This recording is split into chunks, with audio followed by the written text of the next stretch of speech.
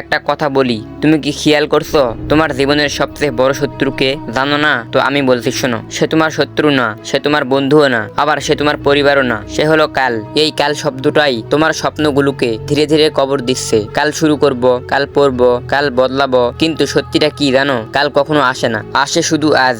আজ তুমি অলস ছিলে, কালও হয়তো থাকবে। আজ তুমি ভয় পেয়েছো, কালও হয়তো পাবে। কারণ অভ্যাস একদিনে বদলায় না, কিন্তু সিদ্ধান্ত বদলায় এক সেকেন্ডে, এক মুহূর্তে। একবার নিজেকে প্রশ্ন করো, যদি আজকেও তুমি কিছু না করো, তাহলে 5 বছর পর তুমি কি নিয়ে গর্ব করবে? একটা কথা মনে রাখো, তোমার জীবন বদলাবে না কারণ তুমি অনেক ভাবছো, তোমার জীবন বদলাবে সেদিন তুমি আজ শুরু করবে। আজ কাজ করব না, কাল করব না, আর ভাবতে ভাবতেই জীবনটা শেষ হয়ে যাবে। তোমার জীবন বদলাবে না কারণ তুমি প্ল্যান করছো না, তোমার জীবন বদলাবে সেদিন তুমি কাজ শুরু করবে। আজ কাজ শুরু করব না, কাল করব না, এই কথাগুলোই তোমার স্বপ্নর কফিনে পেরেক মারছে। শুনে রাখো।